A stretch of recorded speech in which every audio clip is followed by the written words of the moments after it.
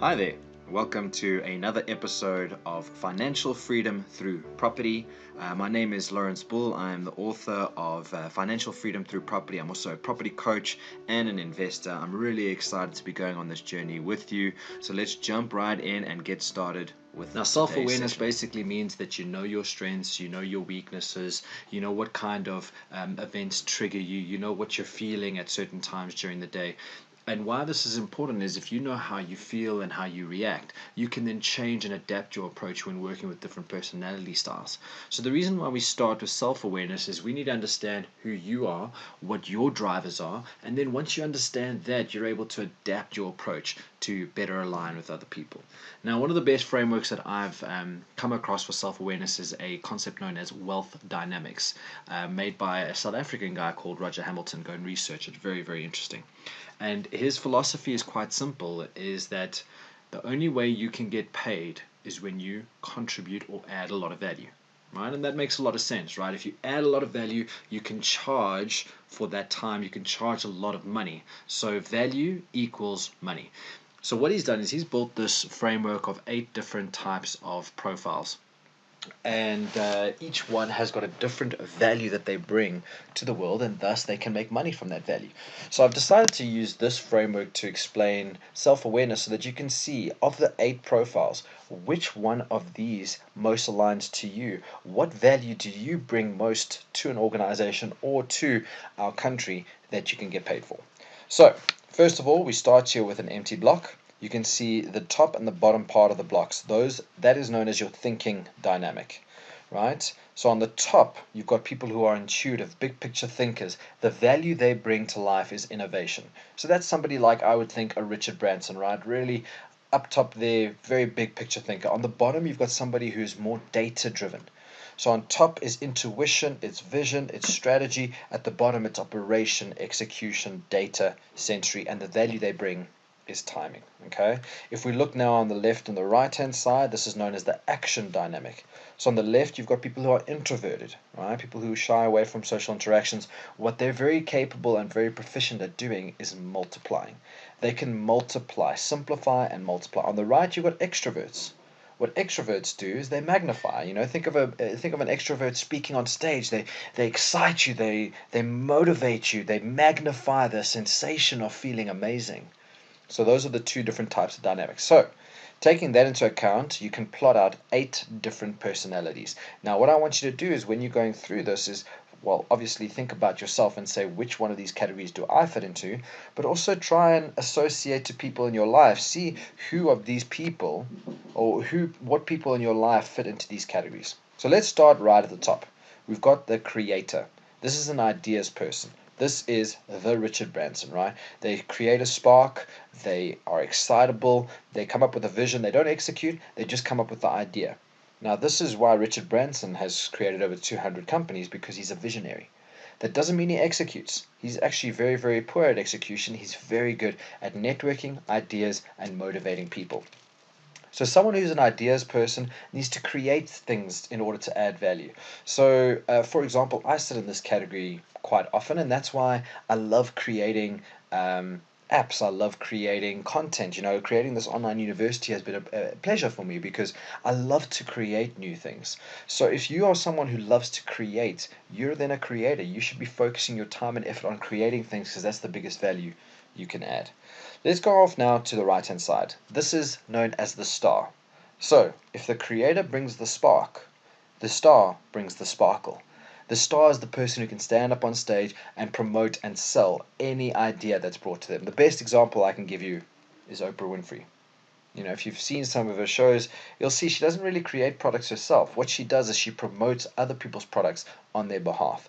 So a star is someone who wants to be in the limelight. They want to be in front of people. They want to be selling, marketing. They don't necessarily want to create the product. They want to make sure that they are selling and promoting that product. Next, we've got the supporter. Now, this is somebody who likes to be just behind the star and is all around teamwork, all around empowering people.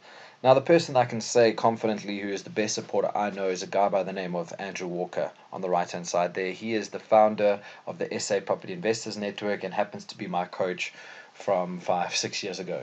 I can't believe it's been that long. Anyway, The supporters are really good at supporting other people's businesses. Now, what's powerful about Andrew is that he's got contacts all over South Africa regarding property. So if I've got a property deal that needs to be financed, he'll give me the number of the home loans director at ABSA. He'll make a quick call, and because he's built that relationship so deeply, he can say to the home loan director and say, listen, Lawrence needs this help, blah, blah, blah, can you help him? And I will get some personal time with the home loans director. That is the power of the supporter. They support and promote other people's businesses. The deal maker, all about creating win-win scenarios. Now, this is where Lebo Gunguluza comes in play. On the right-hand side there, if you don't know Lebo, he is a Dragon Den investor and an incredibly successful property investor. I mean, we're talking about owning hotels and student blocks. Very proficient businessman.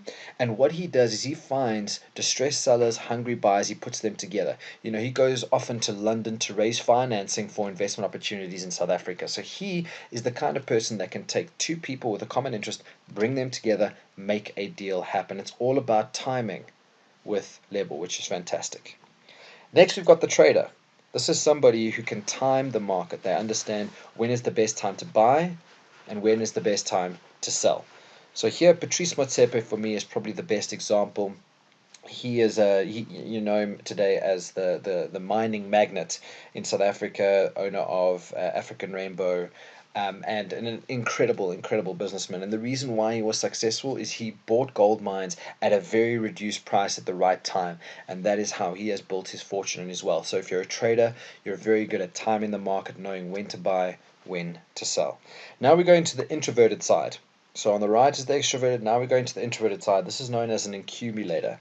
They're all about assets. They love to accumulate knowledge, assets, resources. They're all about gathering. So Warren Buffett is the example here.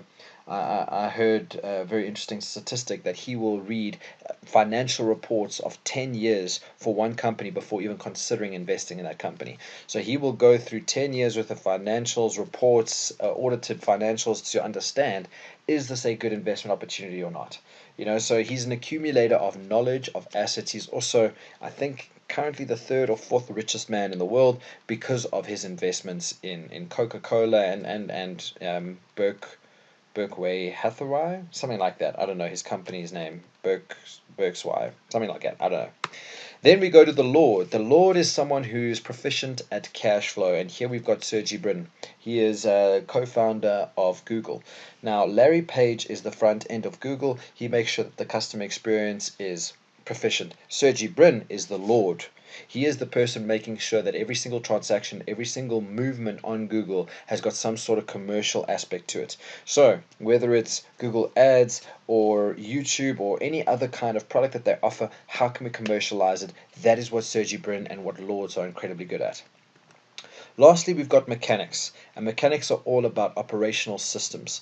Now, a great combination here is you start with the creator who creates the idea. You spark it with a star. You get the right team with supporters. You make sure that the deals are being made with the deal maker. You buy and sell with your trading timelines. Then you continually accumulate. You make sure your cash flow is right. And then you've got a mechanic who systemizes and automates all of these things.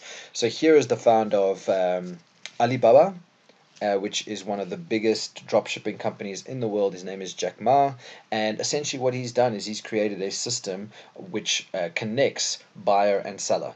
Right? He dropships products from all over the world to anywhere in the world, right? So you can be buying something in America or in China or wherever it is, and it will be delivered to your doorstep. So he's a very proficient systems thinker. That is what we know as the mechanic. So my question for you is, let's start off easy. Are you extroverted or introverted? If you're extroverted, you're probably on the right-hand side of this framework. Are you introverted? You're probably on the left-hand side. Do you like big picture ideas or do you like data? Then you're most likely on the top if you're intuitive, bottom if you're data driven. So based on those 4 questions, you should be able to see where do you place yourself. So quick question, I'm going to give you just 10 seconds to think about it. Which one of these 8 are you?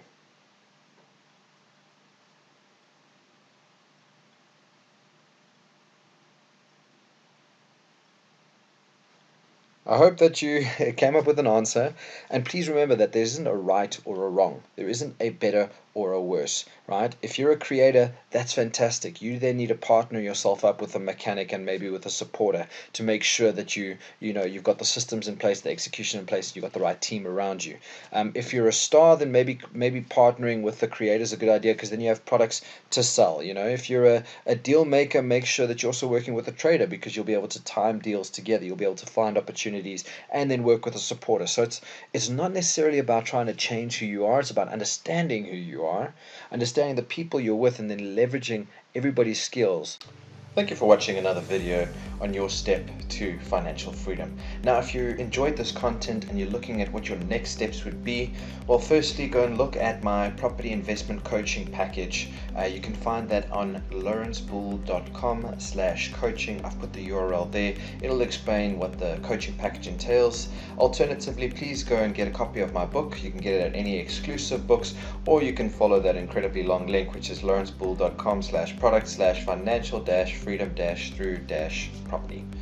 Finally, go get yourself registered with my property app.online, which is the app that I use every day to analyze deals. It basically is a set of inputs that you put in, and then it'll calculate your return on investment, your exit strategy, your 20-year cash flow projections, your return on equity, everything that you need to know. Until next time, happy investing.